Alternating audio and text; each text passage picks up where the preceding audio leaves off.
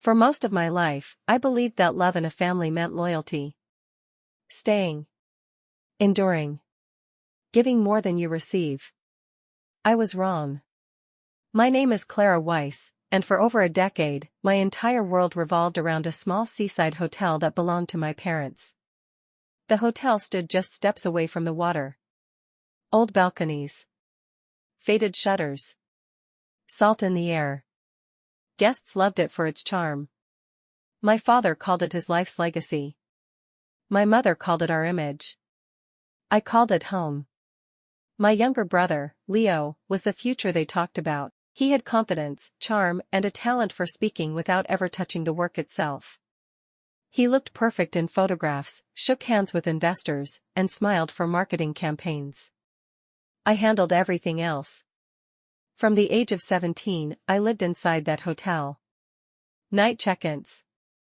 Emergency repairs. Complaints at dawn. I learned which rooms leaked during storms, which guests needed silence, which employees were close to quitting. No one asked me to do these things. They simply became mine. When I left for university to study hotel management, I thought it meant something. I thought when I returned with knowledge and experience, I would finally be seen. But when I came back, nothing had changed. I worked longer hours than ever. 14-hour days. Sometimes sleeping in a small staff room between shifts. My salary came late, or not at all. It's family, my parents said. It will all come back to you.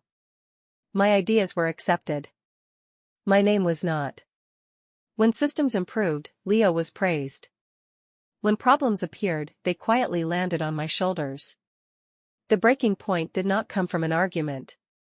It came from silence. One rainy evening, while sorting old documents in my father's office, I found a folder labeled Transition Strategy. Inside were plans for the future. The hotel would be transferred entirely to Leo. My name appeared once, under operations support. No ownership. No decision-making power. They hadn't forgotten me. They had planned around me. That night, I didn't cry. I simply understood. I stopped saving the system. I worked exactly as required, no more, no less. I stopped fixing mistakes that weren't mine. Stopped staying late. Stopped absorbing damage quietly. Within weeks, cracks appeared. Guests noticed. Staff grew confused. Reviews softened. And then something unexpected happened. One of the hotel's longest-standing guests found me. His name was Daniel Moore. He had stayed at the hotel for years, always during work trips. Quiet. Polite. Observant. Never crossing lines. Never demanding attention. He found my small guest house one afternoon, months after I left. I wondered where you went, he said gently. He stayed for a week. We talked at night by the sea. About work. About fear. About choosing wrong lives for the sake of peace. Before he left, he hesitated. I've wanted to tell you something for years, he said. I was afraid you would reject me. He looked at me and said the words slowly. I've been in love with you for a long time. I didn't feel shocked. I felt safe. I liked you too, I admitted. I just didn't believe I could be chosen. He didn't propose then.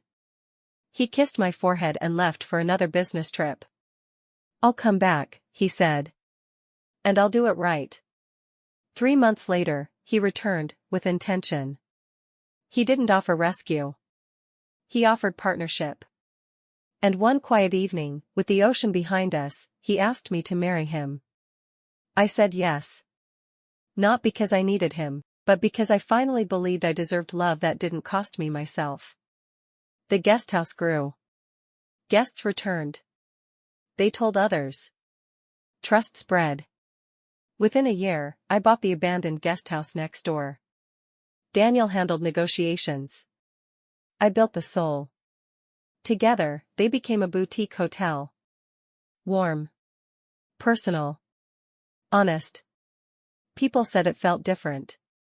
It was. Because it was built on respect. That's when my family returned. They asked me to come back. To merge businesses. To forget the past. I smiled politely. I already have a family, I said. And a future. They left. And I didn't feel guilt. Only peace. Today, our hotel stands full most seasons. We expanded again. Slowly. Carefully. At night, Daniel and I still sit by the sea. Sometimes he says, they never saw you. I answer, that's okay. I see myself now. My story didn't begin when I left. It began when I chose myself. And when I allowed someone else to choose me. Not for my usefulness, but for who I truly was. If you are listening to this and wondering whether it's too late to start again. It isn't. Sometimes love waits quietly.